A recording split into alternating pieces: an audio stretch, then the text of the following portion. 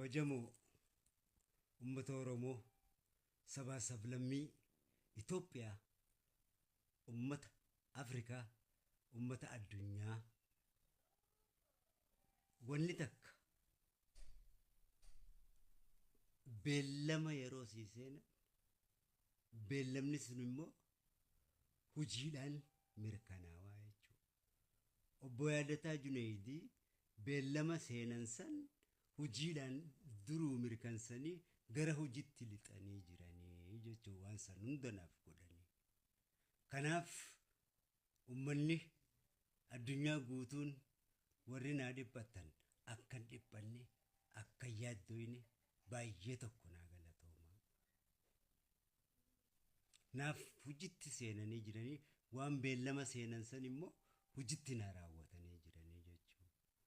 Maqaa mootummaa Itoophiyaa kabajamaadhaan maqaa mootummaa Oromiyaa kabajamaadhaan maqaa uummata Oromoo ulfaataa kabajamaadhaan maqaa sabaa sablammoota Itoophiyaa kabajamaadhaan maqaa Afrikaa kabajamaadhaan maqaa addunyaa kabajamaadhaan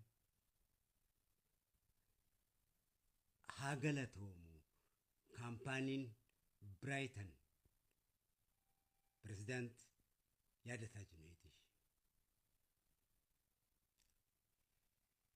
Kanaaf hojiitti waan seenaniif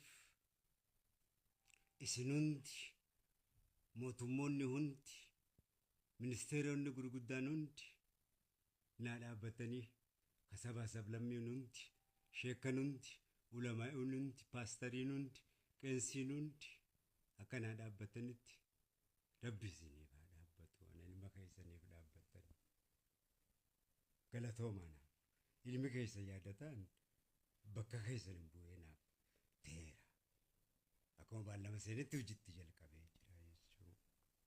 Galatoomaa isinis naaf baga naa gammaddan kun kana የተከበራችሁ ብሔር ብሔረሰቦች ሆይ ለኔ ስትጨናነቁና ስለ ጤንነቴ ስትተጉ የነበራችሁት ከልቤ አመሰግናችኋለሁ፣ ወዳችኋለሁ፣ አከብራችኋለሁ። ወንድማችሁ ያደታ ጁኔዲ የብራይተን ካምፓኒ ባለቤት ካሁን በፊትም ጥርሴን እንዳሰሩ ዛሬም ለተፈጠረው ችግር መከታ በመሆን እኔ አለው በማለት የናንተን ችግር ተጋርቶ እኔን ለሁሉ ነገር ሸፍኖ ማል ዶላሩ መኩዶን ቸርች በቹን እንደደበሚሙ አስመራት በረከት ቀበናዴ ማራባት ዲበሙብዴ ማለከና ነምኑ እንዲ ማል ዶላሩ ኩዶን የወረገለ ረቡቡ ሲዋራኮ ገባ ከጀልባ እንለም ፈርሞ አካውንት ቢያረቲ ዶለም ቢያረባ አካውንት ቢያ ጋፈታ አካውንቲ ዲያ ጋፈታ ወለ ቢያ ፈረንጂሲ ወለ ትሸር ጎሌ ጎተን ዲሜ ከና ጎሊን ሳኩመ ሰደሚ ወይ ወላሂ ጉያ ተቆጥቁ ተንሲ ከናፍ ሁሉ ዶላሩ መኩዳን ዲደመል ጋያ ይበል ይወዲ እንገዳት ኩመ ተቆ ደላቱ ተላይ ቢለት ቲቡማ ዲበቱ ከነሜ እንጉቱ አከሰመት ቆሳቴ ደርባ ዋንከራ ረቲዮና የምቴ ወለሎዴ ቀለማን ቀባ ከኒ ስለማን ኮትሪ ብፈሜ ተሪ መታ ኦፊያለቺ ሳይደ ተኒዮና እየምቴ ደቃላ ማለገ ፈተን አይ ከድነ እሺ እሱ የራ አናሚቲ በ ጅኒት ጅዲ ከንጎ ወሊያዱ ተድሬ ወለሎቻ ልቡን ኦሶ ጅርተኑ ልቡን ኦሶ ጅርተኑ ወሊያዱ ደብደኒ ዱናን ወሊን ቦኢና ጎንኩማ ደገተኒ ጋፈ ልቡዳን ጅሩ ሂንቀምኑ ወሊም ናሱ አመለኮቲፍ ኬቲ ሬፋፍ ሚማያሱን ወሊቱ ሱሚታኔ ሙለተ ወልጃምሲና ገልሜ ጎታ ፋዩቲን ጋፈ ዱኤ ፋርሲና የሮ ልቡዳን ጅሩ ወሊን ጎደኑ ቆሞ ዱናን ሚማያፍና ኑቲ ሰምኒ ኦሮሞ ኢቤ ወሊን ኢላሉ ጅሩን ኦርማስ ፍረቲ ዱናን ወሊፍ ኢይና ወልደገኔ ጅረቲ jaalala waliif laachuun osoon turin lubbuudha gaafa duutee godaante waliif boo'uun cubbuudha. Eeyyeen amala keenya Fayyaadhaan wal dagannee du'aa walii barbaaduun seenaa kalee yaadannee har'a garaa wal yaaduun har'a garaa wal waaduun eeyyeen amala keenya. Gaafa jirru lubbuudhaan rakkoo waliin gaafanne gaafa lubbuun godaanne seenaa isaa barreessinaa reeffa gubbaa dhaabbanne. Boonyeetu wal boocifnee imimmaan lakkuu yaamne oduudhaaf toora galla seenaa jiruusaa kaafne. Erganni lubbuun darbee waa'ee isaa tarreessina waloloo sirba baafnee kitaabaan barreessina. Gaafa inni lubbuun jiruusaa quba dhabna gaafa inni du'ee badee gaddaan hamlee cabna. Guyyaa torban hin guunne gadda isaan ufa baarree footoo isaa uffannee iyyinee mankaraarree. Maqaa isaa waamaa olla sagalee dhiixuuxannee kan jiru bu'aa buufna osoo waliif quuqamne.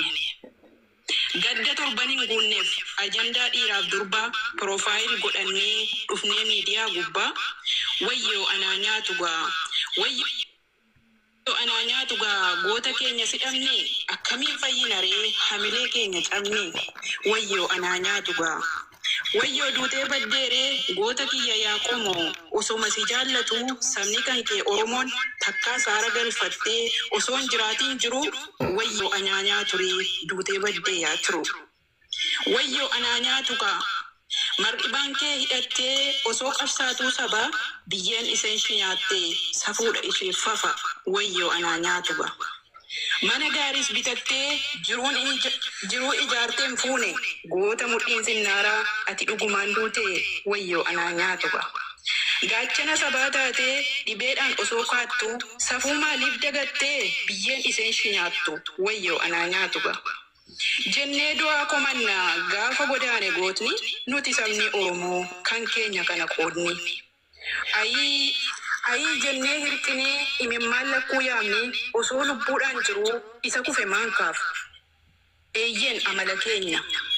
Eeyyeen meeqatu kufee hiriyaaf fira dhabee meeqa osoo lubbuun hamileen isa cabe. Meeqa golatti galee waggaa abbaatii lakkaa'ee meeqa du'a filatee kan jiruun itti hadhaa'e. Eeyyeen amala keenya. Beekaa fi hayyuu cimaan gootichi goota dhalche meeqatu dhibee hamaan gola keessatti ol galche. Eeyyeen amala keenya. Nama lubbuudhaan jiruuf tasa hin qabnu naasuu faayidaa maal qabaree du'aaf imimmaan yaasuun. Wal mararfachuu qabna osoon dhufinii duuti reeffaaf imimmaan yaasuun dhaabbachuu qaba moodiin. Eeyyeen amala keenya. Gaafa du'aa iyyinee reeffa imimmaan obaafna lakkii dhiisaa saba koo osoo jiru wal kaafna. Eeyyeen amala keenya. Gaafuma namni du'ee boonya reeffa baadhanne maal qaba soon nun du'in qaqqabnee yoo yaallan. Abshirsiif jira jennee yoon qooddatiin madaasaa gaafa biyyeen nyaatame lakkuu harkuun maal baas. Eeyyeen amala keenya. Waggaa du'aa kabajuuf dungoo shaamaa baadhannee boonyee seenaasaa imna huccuu gaddaa uffanne. Miti kan barbaadamu suuraa isaa uffachuu tarii daandii gubbaatti siidaa reeffaa hojjechuu. Kaleessa isaa yaadanii seenaa isaa lakkaa'uun haga kiniina bowwuu tokko saallaatti hin ga'u. Eeyyeen akkastu wayii kan du'ee boolla seenee erga lagatee jiru isa lubbuudhaan jiru jabeeffadhu yaa turu. Kan duunaan biyyeen nyaattee goota kumaatan beekna kan lubbuun jiru tumsuuf maaliif du'a isaa eegna. Qaqqaalii goota sabaa qaxalee sabni eegu noobeelii biyyeen nyaatte meeqa kana nuu beeku. Kanaafuu kan du'e silaan galuu itti cufamee karaan isa lubbuudhaan jiruuf barbaaduu qabna fala. Lubbuun du'aaf jiraatti gonkumaa naftu martu osoo lubbuun nuuf jiru qaqqabaa ka dirmartu. Osoo lubbuun nuuf jiru qaqqabaa ka dirmartu. Beekaa dubbannaan toluu hayyuu fagootti ilaalu waan dubbatu waan dhiisu gameessa waa madaalu. Dhiira onneen sibiilaa yaadaawitii dhalootaa bilisummaa sabasaaf kan qabsa'ee baroota. Qomoo isaatiif qabsa'uuf cinaacha itti cabee goota Oromoof jiraate ofiif jiraachuu dhabee mootummaa gabroonfataa bara dukkanaa keessa lafee cinaacha isaa caccabsanii kaleessa.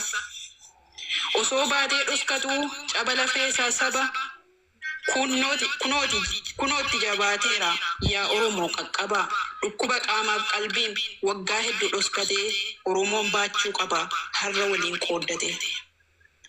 Sabab jiraachuu malee jireenya dhuunfaa dhiisee caba lafee kaleessaaf har'a dhibamee ciisee lafee isaa caccabsanii gooticha farda collee mootii bara dukkanaa warri Oromoon tolle. Caba qaamaa fi qalbii 90 baadhatee sabaaf qabsa'uu malee caba isaa yoo yaadate bilisummaa sabaatiif tokkummaa Oromoo hawwa yaa Oromoo qaqqabaa bakki isaa nutti kaawwa. Haqa isaa falmachuudhaaf hin boqanne tokkuma miidhama Oromootaa gaafa diddaa gabrummaa sababa bal'aa artiin dhaloota qaree umurii daa'imummaan qabsoo keessatti obbaree. Oromummaaf jiraatee ufiif jiraachuu dhiisee dhaloota karaa artiin eenyummaa isaa barsiisee. Wanni barataa biyya koo rasaasaan tumtanii fi akka sabni koo beekumsaan obbaree gabbummaa jalaan baanee fi wanni jedhee weellisee bara dukkanaa sanatti aarsaa hedduu kaffalee hin fakkaatin taphatti bara dukkannammaannaan dhugaan kee dhaanamutti bara sabni kee guddaan rasaasaan waadamutti. Gaafa gaafattee dhabduu gaafii mirga namummaa bara addaan nu qoodanu amantaa fi sabummaan gaafa dhibeen hammaatee doktoraan summii nyaannu gaafa waanjoo gabrummaa dirqiin mataatti baanu. Gaafa sabaan miidhamtu lonaanis ta'u sirbaa gaafa deebiin dhabamu gaafattus gaafii dhibba. Bara akkasii sanatti Kadir Martuu weellisee dhalootas haaraa Oromoodhaaf leenjisee. Oromoodhaaf qabsa'ee lakkaa'ee bara dheeraa lafee kaleessa cabsan arra ita'ee eelaa. Ormis hin qabnee naasuu mootii bara wayyaanee lafee cinaachaa cabsan yaadatee yoom of yaada eeyyeen nuuf cabe. Nuuf cabe nuuf hidhamee gaafa lafee cinaachaa wayyaaneen isa dhiittu kadiriif jirra jedhaati Oromoo bakka jirtu. Gammachuu jiruu dhabee qaamaa qalbiin hubamee lafee cinaachaa cabee harka diinaan tumamee. Duunaan waliif boo'urra imimmaan tolaa yaafnee kitaaba barreessuurra seenaa isaa darbe kaafnee. Jiraachisuuf fayyisuun waan rabbirraa laatamu garuu qooda namummaa hundu akka baatanu ashirsiif jirraa jennee nuti amma xumuraa fayyaasaaf yaadda'uudha inni jalqaba dura. Akkasi.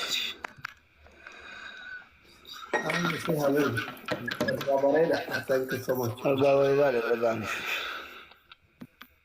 Sibira cinta wala lezite. Sila salah ini. Buat jadi kalbi. Tapi saya kalian. Wallahi. Wagari bangsa sama boya tu re. Kolfina tu magar-gar naik cuma rumah. Kalau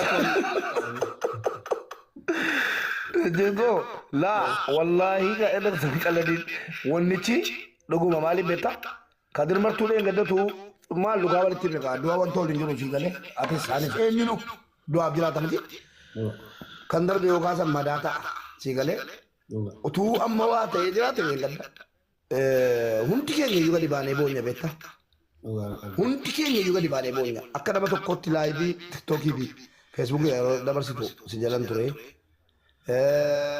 hundina matu sagale tera sagale thane qofa bar walama dabub demna hamile Kadir Martuu doctor atsiyala ka sabe da wali mubarak ma ci badda jeri yoki jalfadi dotti merata ndeme jalfadi dot yoki ni meta anu sagale barbata bilbile buyangu ya ka sa jela ka su tari doctor atisi kina so tega nan bloki ci ga sin nan wan sin jere ka bata gafto ko bige ta choji biye te menu da walenna ana holdi video nu na sa kado biyana mata on sirna malle gali jenni yero sana ref nukumne yu yero sana nukumne sa kun satureda wandura ndambe da beta gali matatimne jenna akamitu matatina yan toje malje chumar badde balabu se wana kasila matan jedine je engada wana engadati mo gargar sabna me gati jede me namada no chofe jira amma ergama kansa hingargar jede me ke akkuma jette warra kaunti biyya fidusi jadi tak ada lagi macu artis tu mungkin ada beta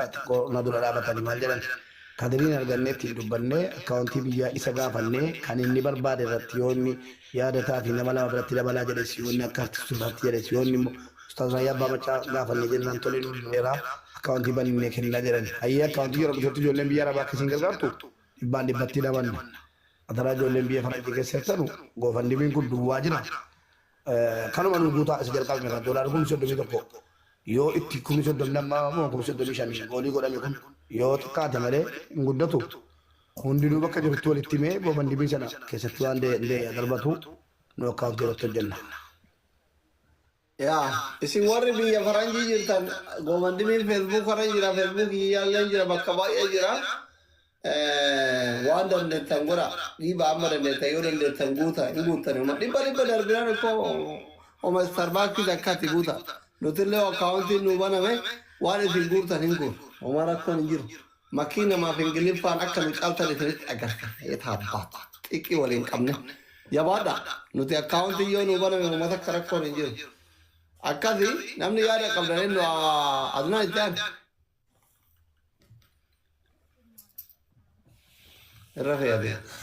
السلام عليكم ورحمة الله وبركاته.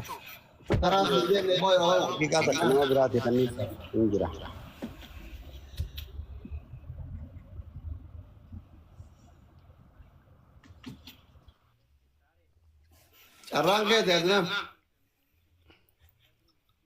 wardaa jarraan keessa hiyyaa adnaan biyyi ta'uu dhoolu hin jiru sagalee isaa.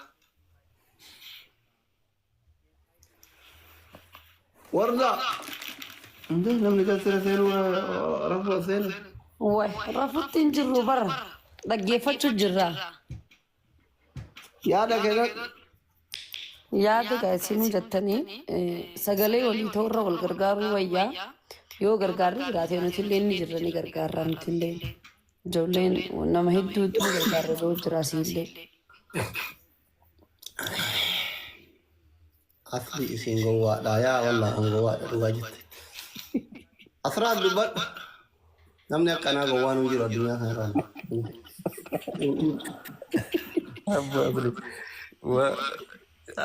Ati koomii illee osoo yaaltee mataata. Yaada fadiloo nillee waan baay'ee nutti hime kana durallee mana ileetti mana banee namni yaada gaarii kaasaa ture. Garuu sa'aa sanitti wanti jedhamee ammatti haa dhaabbatu wanti akka gargaarsaa kun namni ijaarramee namoota gurguddaadhaan argatee karaa saniin itti adeemamu waan jedhetu jira beektaa malee namni callisuun barbaanne namni haamilee qaba mucaa kana abbaan barbaadee hin deeggara namni hedduun deeggaruus hin danda'a garuu maalni wanti inni jedhame biyyatti haa galuu haa dhiisuu waan akkasii san irrattis namni wal mormaa ture fedhiinsaa beekamuu qaba. Fedhiin amma namni yeroo gargaaru manatti bitamaaf yoo ta'e akkaataa saniin hojjetamuu qaba. Bakka jiru kanatti kallattii biraatiin gargaaramaa yoo ta'e bifa saniin beekamuutu irra jiraata beektaa.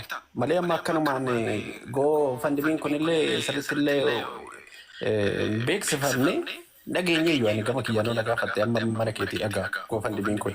Yaanni daanii sammuu keessa qabu maaliin yeroo darbee haa eeggamu namoota beekamaatu waan akkasii irratti hojjetaa wanta sirriitti fudhatama qabu beeksifamee sirriitti gargaaramuu qaba yaada jedhu irratti namoonni walii galanii isumaan beekan ture wanni mana iluutti ka'e jechaadha. Ammas gargaaruun dirqama. Namni jaalatee jibbee namoota akkanaa ofiifuu warri jiru kun haamiluma mataa isaatiifuu gargaaruu qaba gurbaa kana. Garuu wanni itti gargaaru kun akkamitti ta'uu qaba? Anamma kan dhibeessin gaafadhee deema yaada. Ana addaan isinii baasa. Fixa dhugaatii kee ana addaan isinii baasa. Hayyee dubbadhu. Yaadadaa Junayidiitu gargaaraa isaatu waa hunda gargodhaa cufamee jira gargaarsi jaamee jira. Amma waan kana maaltu waliin dha'e jiru isaa feesbuuka tiktookii kana. Maaltu turee? Gile maatii guyyaa lamaan kadii dhukkubsate yaanii dubbiin ho'ite jiddumaan dhufanii ammallee warri feesbuukaa maan nu godhan beeyta. Maasha Allah tabaarakallaa yaadataa Junaydii waan kadii barbaachisu guutuu ana danda'a jedhanii beek. gaafa jedhanii amma galgala kana maanta yoo itti siqanii gaafatanii ani yaala isaa barbaachisuu danda'a jedhe malee jireenya isaa hin jijjiira hin jenne isinillee akka sabaatitti waan dandeettan godhaa jedhee jedha innillee kan maxxanse ama yaadataan mootu waldhaansa yaada kana koomentii maxxansee koomentii miti feesbuuk isaatti irratti poosti godheera maxxansee addaan baasee galgala kana kanaaf amma dhumaan tururraa eegama yaadata rabbi duniyaa dhuman qabne itti haa kennuu isaan miti kunoo artistii eenyu kabirallee aqaayyuu mana yaalaa hunda qaama ture itti jira nama gargaara nutillee akka sabaatitti obboleewwan isaa erga inni tajaajilaa tanaayyuu nurraa qabe mootu carraan nu qabdu maalinni tajireenya isaa tana rabbi yaa nu haa fayyisu gizee fayyu waan itti boqotu yoo waan biraa dhabne manuma bareedaa wayii yoo binneef yaada jedhu waan akkasii kana erga yaadataan yaala qofa jedhee hawaasni isaa mootu waan biraa waan inni yoo fayyi ittiin tajaajilamu godhuu fi qabaa yaada jedhu galgala kana ka'e dura ummanni hunduu sababa barbaada miiree oromoon eega yaadataan danda'eertuma maashaallah jedhee isuma du'aa'ii godhee bakka jiru bakka irra ol ka'e san isheenim irratti gaddeebi siigalee galgala kana ka'e mootu lakki ani tayaala jedhe malee taan hin jenne tayaala boodaa hin jenne galgala kana akkasitti dubbiin nama afaffaajesite malee ummanni illee dura sirrima ture hamile maan eegaa ture wanta xixiqqoo nama fayyaajeesse hundaafuu namoonni sagalee keenya kana dhageettan warri yaadataa juneediituu danda'a jettanii dura waan hojjettan irratti nu hojjedha akka diyaaspooraan biyya alaa jirtan goobandimiin hin jirti goobandimiin onlaayinii jira feesbuukii kiyya jira jira feesbuukii nama hin jira jiru kaamsaa jira kacaatu goobandimii jechuun kun maali achitti maallaqa buusan moonuun gallee bal'atu goobandimii tana anaafatti hin dandeenyu diyaaspoora danda'a gattuqanii diniin achiin kaardii itti nannaqanii waan akka ATM Itoophiyaa sana diyaaspooranii qabdii jaratu itti naquu danda'a nuti akkaawwantii nuu bana ciqqii hin dandeenyu hin beekuuf hin jedhe nuti akkaawwantii nuu bana hin dandeenyu kan ingiliif fayyuu hin beeknu maqaa kee name user name last name guyyaa dhalatte minaamini jira sana hin dandeenyullee doolaara illee nu jiru biyya nu jiru akkaawwantii nu haa baran ijoolleen biyya arabaa duuba amma warri biyya kana jiru warroottan abbootii qabeenyaa jira warri akkaawwantii irra galchuu barbaadu jira akkamitti galchan fakkeenya eenyu irra galchan akkaawwantii nu haa banamu warri biyya akkaawwantii banaa jedhiin ka biyya keessa jirtaa miti nu haa banan Jamal Ali Ifa nu haa banan Ustadraa yaa abbaa macaa fa'aadha Sheekh Jamal Ali Ustadraa yaa abbaa macaati Ustadhaa suugaa haadha bara alla jedhu kun sadii walii galii maaliif beena kun isa si achi gargaarraa si gargaarraa jedhanii mataa shir nama godhanii warra isirra deemu namni waliif wallaalee yoo bara akka itti gargaaraman. Aboo rabbi alaa wallah amma waan santu nuun qophaa'ini hundaafuu rabbi fayyaa haa godhu rabbi khayrii haa godhu sagaleen kennaa dhagamu hundaafuu bakka itti gargaaru.